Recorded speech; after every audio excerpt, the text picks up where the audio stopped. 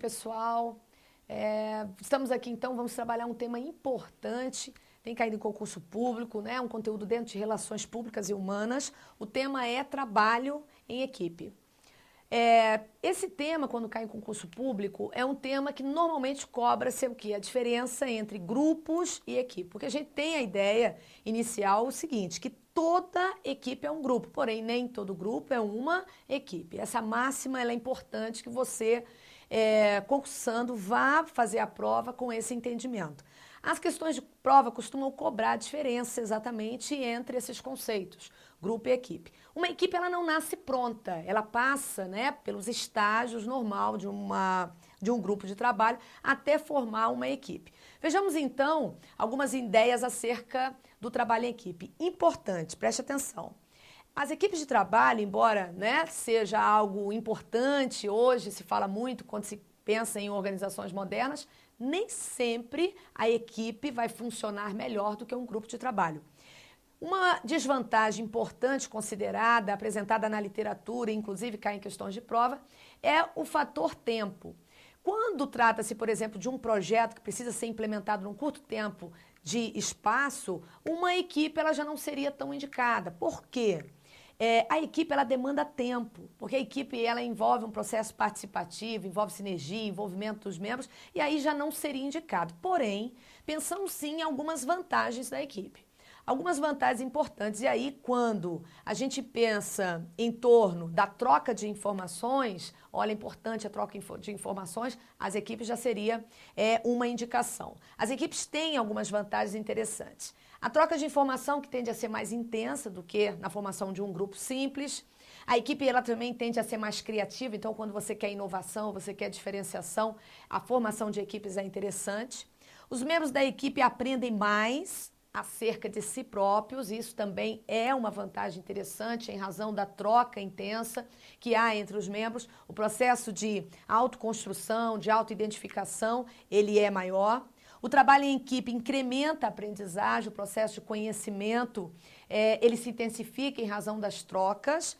As equipes são mais flexíveis, ou seja, menos refratárias às mudanças, elas assimilam melhor as mudanças, assim como os membros tendem a ser mais participativos. O processo de integração e participação dos membros, de fato, ele é mais intenso. Então, são vantagens, podemos dizer assim, mas uma vantagem importante e significativa é porque realmente as equipes demandam maior tempo e quando se quer fazer algo num curto espaço de tempo, aí as equipes não seriam tão indicadas assim. Como trouxemos inicialmente essa máxima, eu retorno a reforçar, a gente entende que toda equipe é um grupo, mas nem todo grupo é uma equipe. Significa que os conceitos de grupo e equipe, até um determinado ponto, eles se equivalem. Depois a gente sim vai falar de uma diferenciação entre eles. Podemos pensar um grupo como uma junção de pessoas com interesses comuns, porém a centralização está nos objetivos o quê? Individuais. Dentro das organizações, grupos de trabalho normalmente são observados dentro de organizações departamentalizadas funcionalmente, são organizações onde as pessoas estão cada qual no seu quadrado, as pessoas estão focadas mais nos objetivos individuais, embora existam interesses comuns. A gente vai entender então um conceito que eu vou trazer aqui segundo um referencial teórico de Fela Moscovici, que vai afirmar que grupo é aquele que interage basicamente para compartilhar informações e tomar decisões para ajudar cada membro em seu desempenho na sua área de responsabilidade individual. Então, observe, há troca de informação dentro dos grupos? Sim, há troca de informação, mas é basicamente para ajuda no campo de responsabilidade de cada membro. Não é um processo de interação real, como a gente observa nas equipes de trabalho. Os grupos de trabalho não têm necessidade nem oportunidade de se engajar em um trabalho coletivo que requer esforço conjunto. Na realidade, um grupo de trabalho, ele pode sim tornar-se uma equipe, mas normalmente isso ocorre quando há uma oportunidade para ou quando há uma necessidade. Surgiu uma necessidade, surgiu uma oportunidade, nós podemos desenvolver esse grupo até que ele torne-se o quê? Uma equipe. Mas isso também é algo que leva tempo. é um processo de construção, é um processo de formação de identidade. A gente costuma dizer que as equipes, elas têm personalidade própria. Na realidade, isso é muito mais do que a soma das personalidades individuais que compõem essa equipe. Então, falar de equipe é falar de identidade, é falar de persona. As equipes, então, vamos entender como junção de pessoas e interesses comuns. Veja que, quando mencionamos grupo e mencionamos equipe, entendemos como junção de pessoas com interesses comuns. Sendo que nos grupos de trabalho, a ênfase está nos interesses ou nos objetivos individuais. Já nas equipes de trabalho, a diferença está exatamente quando esses membros se interrelacionam, interagem, se juntam e começam a interagir, começam a se relacionar. A literatura, ela costuma dizer o seguinte, que um dos aspectos mais importantes na formação de uma equipe é o relacionamento interpessoal. Veja que a diferença está na parte de interação entre as pessoas, quando pensamos em grupo e quando pensamos em equipe. Requisitos, então, essenciais para que um trabalho em equipe aconteça. Consciência do propósito, isso é importante, né? Deve existir aquele entendimento de todos os membros e que haja, né, um voltar-se para o propósito do grupo, para que essa equipe surgiu. Comunicação aberta, deve ser aberta e num processo de interação, de troca de informações constante. Compartilhamento de informações, capacidade de negociação e o que a gente poderia chamar de humildade intelectual. Membros de uma equipe têm que ter humildade intelectual, eles participam, eles interagem, eles se colocam, mas é importante também a escuta, é importante ouvir o outro. A parte de habilidades interpessoais, competência interpessoal, é um aspecto de suma importância na formação de equipes de trabalho. Membros de equipe têm que ter habilidade nas relações interpessoais, isso implica ouvir o outro também, dar feedback, mas receber feedback, escutar o outro, ter flexibilidade até para aceitar uma opinião que seja até divergente da sua opinião. Isso implica a ideia de humildade intelectual. Principal característica de uma equipe, cooperação. Como a diferença está na parte de interação dos membros, a cooperação, que a gente poderia pensar ela como sinergia, um item de prova que venha com a palavra sinergia, associem concursantes com cooperação. A palavra sinergia, ela vem do grego, sim, cooperação, ergo, trabalho. Então, nós estamos falando de cooperação no trabalho, porque é a principal característica. Não há de se falar de equipe de trabalho quando os membros não interagem e não cooperam entre si. Tem que existir cooperação entre esses membros. Um quadro comparativo interessante você vai encontrar em comportamento organizacional. Robbins é um referencial importante, muito utilizado pelas bancas. Faz uma diferenciação de grupos de trabalho e equipes de trabalho. Observem a configuração. Um grupo, nós estamos falando de junção de pessoas, existem interesses comuns, mas as pessoas estão centradas nos seus objetivos individuais. A tendência do grupo é o indivíduo, é diferente. Observem que não há aqui um processo de interação. Já nas equipes de trabalho, observe a configuração, junção de pessoas, interesses comuns, mas a gente observa aqui uma configuração de integração, interação entre esses membros. A literatura apresenta diferenças em 4 pontos: metas, sinergia, responsabilidade e habilidade. Quanto às metas, os grupos é praticamente e basicamente uma troca de informação para ajudar o outro no campo de responsabilidade individual de cada um. Já nas equipes de trabalho, nós estamos falando de esforços coletivos para o atingimento de metas. Nós estamos falando de desempenho coletivo.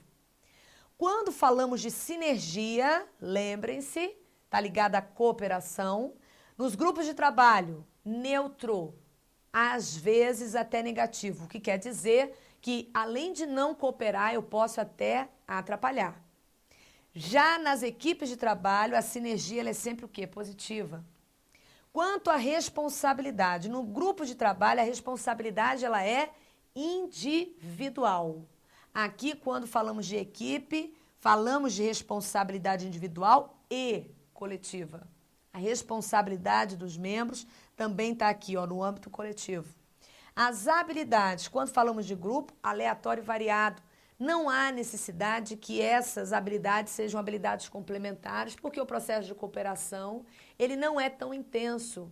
Então, como é cada qual no seu quadrado, a gente pode estar falando de competências aleatórias e variadas, porém, quando falamos de habilidade nas equipes de trabalho, essas habilidades elas precisam ser o quê? Complementares, considerando que o processo é um processo de interação intensa dentro das equipes de trabalho, coisa que não observamos nos grupos. Então tá aqui, ó, uma diferença importante com relação a isso é que nos grupos prevalecem os indivíduos, enquanto nas equipes prevalecem o coletivo. Essa é uma diferença importante. Classificação. Os grupos eles podem ser classificados como formais e informais. Formais são aqueles definidos pela estrutura da organização. Quando falamos de estrutura organizacional, nós estamos falando de relações hierarquizadas. Então, quando falamos de uma classificação de um grupo como formal, nós estamos falando que há o líder e os demais membros aqui considerando a hierarquia da organização. Quando falamos de grupos informais, nós estamos falando de alianças formadas de forma naturalmente. Elas extrapolam o organograma, elas extrapolam a estrutura formal da organização. São os contatos sociais gerados em razão das necessidades sociais, aquelas propostas por Maslow. Os grupos de trabalho eles também têm algo interessante. Existe um teórico chamado Schutz que ele vai dizer o seguinte: os grupos têm 3 necessidades básicas, ou membros que fazem parte de um grupo conseguem satisfazer 3 necessidades. É possível satisfazer 3 necessidades quando se faz parte de um grupo: inclusão, controle e afeição. Todos nós, participando de qualquer grupo, a gente tem necessidade de se sentir incluído, temos necessidade de algum tipo de controle e temos necessidade de afeição. Vamos tentar definir, segundo o Schutz, o que seriam essas necessidades. A necessidade de inclusão, ele refere que ela ocorre na fase inicial de um grupo. Veja que nós estamos falando de funcionamento do grupo, estamos falando da fase inicial, e aí você poderia pensar, André, mas isso também serve para a equipe? Claro que serve para a equipe. Sendo que você tem que pensar que toda equipe é um grupo. E uma equipe, ela não nasce equipe, né? Ela nasce como um grupo. E à medida que ela vai amadurecendo, ela pode tornar-se uma equipe. Na fase inicial, nós estamos falando de grupo, efetivamente. Todo indivíduo, ele tende a ter uma necessidade de ser aceito dentro do grupo. Quando você começa a fazer parte de qualquer grupo com interesse comum, você tem essa necessidade de se sentir incluído. Essa é a necessidade de inclusão. Necessidade de controle. Depois da inclusão, começamos aqui jogos de poder, normalmente choques de liderança. Aqui o que você vai observar? É um momento onde você busca definir papéis e aí busca-se o controle de alguma forma, né? Todos nós, em maior ou menor grau, temos essa necessidade de controle. Então tá aqui, é uma necessidade também possível de ser satisfeita dentro dos grupos de trabalho. Uma terceira necessidade é a afeição. Trocas afetivas, comunicação verbal e não verbal, reconhecimento de diferenças. A gente tem uma necessidade de sentir o quê? Aceito, uma necessidade de controle e uma necessidade também de afeição. Trocas, né, afetivas. Isso é o que, segundo a gente pensamos, segundo a teoria de Maslow, né, pensando na hierarquia, seria aquelas necessidades sociais e as necessidades de estima. E tá aí, os grupos eles nos ajudam a atender essas necessidades. Todo o grupo ele passa por estágios, é assim como o desenvolvimento de uma pessoa, né, que passa por uma fase enquanto criança, depois ela desenvolve para uma fase de adolescência, adulta, né, até envelhecer. Um grupo ele também passa por estágios. O primeiro estágio de um grupo é a formação. Nesse momento da formação é onde ocorre aquela necessidade, que é a necessidade de inclusão. É aquele momento onde você vai definir os propósitos desse grupo, a estrutura de liderança. É um momento normalmente de grande incerteza, porque a gente não sabe exatamente, estamos começando a formar agora esse grupo, a gente não sabe como é que vai ser depois.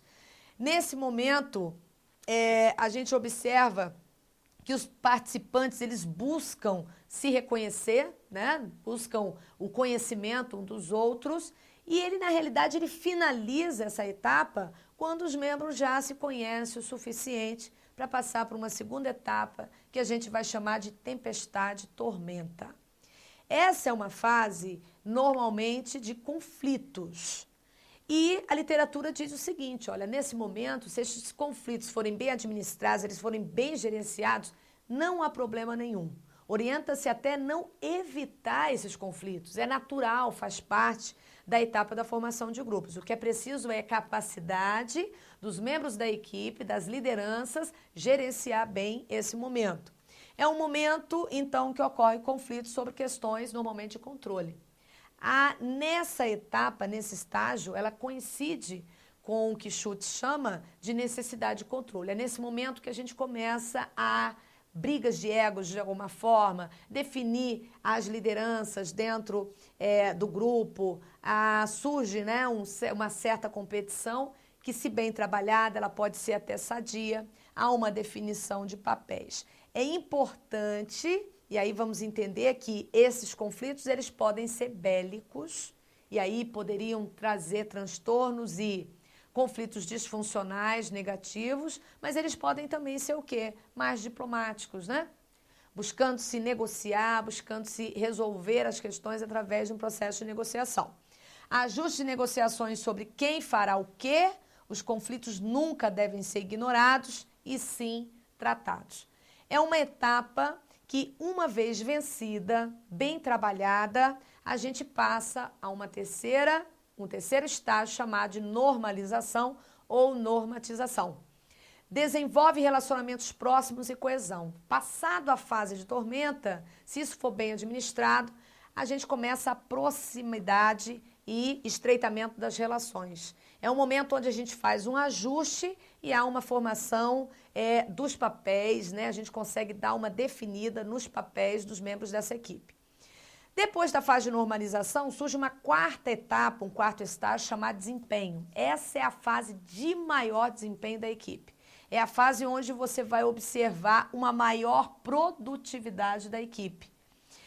Passado essa fase e essa produtividade intensa, ela tendencia, né, a atender os objetivos, os propósitos desse grupo, a gente passa a uma fase de interrupção e desintegração, que só ocorre efetivamente quando a gente consegue concluir as atividades. A preocupação nessa fase é exatamente de concluir todas as atividades. Uma vez concluída, é natural, é normal que o grupo se desintegre, né? É quando a gente pensa um grupo se formando com o propósito de elaborar um projeto. Todo projeto tem começo, meio e fim, passa por esse estágio até o momento em que ele se desintegra. Então está aqui, esses seriam os 5 estágios, as 5 etapas da formação de uma equipe. Bom, quando é que um grupo se transforma numa equipe? Entendemos que para formar equipes de trabalho, a parte de interação ela é importante. Então, a formação de uma equipe exige que cuidemos da parte de relacionamento interpessoal e isso envolve líderes focados na parte de interação. A parte de interação, ela envolve relacionamentos onde gerem maior confiança. Quando há falta de confiança dos membros entre si, dentro das organizações ou em qualquer grupo social, em qualquer equipe, a gente observa que é mais dificultoso a parte de interação quando há falta de confiança. Empatia. Essa é uma expressão muito usual dentro de relações públicas e humanas, quando se fala de relações humanas e quando se fala de equipes de trabalho também, porque discutimos as relações interpessoais dentro das equipes de trabalho. Empatia é a capacidade de se colocar no lugar do outro. Como estamos falando de habilidades interpessoais, dentro das equipes de trabalho é importante que a pessoa, que os colaboradores, os membros dessa equipe tenham essa capacidade de se colocar. Não significa concordar ou discordar, mas simplesmente se colocar no lugar do outro para você compreender a partir do ponto de vista do outro. Respeito à individualidade. E esse respeito à individualidade significa respeitar a diversidade. Né? Respeito à diversidade é uma característica de suma importância dentro das equipes de trabalho. Comunicação aliada à interação, não pode ser meramente uma troca de informação. Afetividade, afinidades. Bom, quando a gente pensa, né, em características como essa, a gente pode dizer, peraí, não é tão fácil assim você formar uma equipe de trabalho. A equipe de trabalho realmente ela leva tempo para que você consiga desenvolvê-la. Técnicas que possibilitam o desenvolvimento de equipe. Vejamos aqui, ó. Troca constante de informações, ouvir e falar. É extremamente importante o feedback, dar e receber feedback quando se fala de formação de equipes. Conhecimento mútuo para o alcance dos resultados coletivos. O processo de interação entre os membros da equipe tem que ser de tamanha forma que os membros possam se conhecer o suficiente para que engajem efetivamente no propósito e alcancem os resultados coletivos. Criação de identidade, de suma importância. A gente entende como técnica porque uma equipe, ela não nasce equipe, ela nasce como grupo e precisa gerar uma identidade que forneça senso de participação para os integrantes do grupo. Como também clima de abertura intelectual. Dentro das equipes de trabalho, o processo tem que ser intenso, tem que ser participativo, não existe o que a gente poderia chamar de folga social. O processo de interação e de participação entre os membros tem que se dar. Dentro das equipes de trabalho, quando o membro não participa tanto, é comum membros chamarem uns aos outros a responsabilidade, trazer, envolver os membros. E essa abertura intelectual ela é importante no sentido de fazer que a participação seja intensa. Elementos que vão gerar identidade, normas, processos, objetivos e situações que unam as pessoas. A gente entende como técnica para desenvolvimento de uma equipe a formação da identidade dela. Formas de desenvolver essa identidade através das normas, através dos processos, das atividades que são realizadas, através dos objetivos coletivos comuns e buscando desenvolver situações que gerem integração entre os membros. Tipos de equipe. Nós vamos fechar trabalho em equipe com os tipos de equipe. Nós vamos falar de 3 tipos, preste atenção, esse é um tópico que costuma cair bastante em prova, as características de cada tipo de equipe. Temos equipes autogerenciadas. As equipes autogerenciadas, como o próprio nome diz, são equipes que têm autonomia para decidir, para resolver problemas. São equipes que dispensam a figura do líder. Os membros passam a ser o responsável pelo cumprimento dos objetivos definidos, fazendo eles mesmos os controles necessários para o atingimento dos resultados esperados. A gente pode chamar as equipes autogerenciadas de equipes autônomas. São equipes que precisam ser alimentadas intensamente de informações para que elas possam tomar decisões. Elas têm essa capacidade de decidir, solucionar problemas, têm autonomia para resolver o que seja necessário. Um outro tipo de equipe é chamada de equipe multifuncional ou interfuncional. O próprio nome diz, são equipes compostas por profissionais de diversas áreas da organização. Essas equipes, elas tendem a atuar de forma integrada, cada qual com a sua área, com o seu conhecimento, com as suas especificidades, unindo esforços, unindo competências complementares, visando desenvolver um projeto, visando realizar alguma atividade. As equipes multifuncionais, o que é importante como característica é que não há definição de tarefa para os membros se juntam, desenvolvem as atividades e, sendo assim, como não há definição, as pessoas se envolvem umas nas atividades das outras, há um intenso processo de aprendizado entre esses membros. Um terceiro tipo de equipe é a chamada equipe virtual. Questões de prova muitas vezes diz que para formar uma equipe de trabalho é importante que as pessoas estejam, por exemplo, dentro do mesmo locus. Isso está equivocado. Por que não? Uma equipe pode ser sim eficaz se ela ainda assim for o quê? Virtual. Hoje, com o intenso desenvolvimento de tecnologia da informação, as equipes virtuais tornam-se uma realidade. Muitos projetos dentro de uma organização são realizados através de uma equipe virtual. O projeto ele é virtual. O que separa um membro dessa equipe de outro membro é apenas uma parede. Mas, obviamente, essas equipes elas são muito utilizadas para membros dispersos geograficamente. É um tipo de equipe importante, porém, a observação, cuidado com os santos, quando se fala de equipes virtuais, elas não são utilizadas para trabalhos que não terminam, elas são utilizadas para trabalhos temporários que têm começo, meio e fim, como, por exemplo, elaboração de projetos. Findamos aqui esse tema, equipes de trabalho. É importante, leve em consideração essas informações que eu trouxe para vocês pontuais, para que vocês consigam fazer o acerto das questões. Vamos ficar então por aqui com esse bloco sobre trabalho em equipe.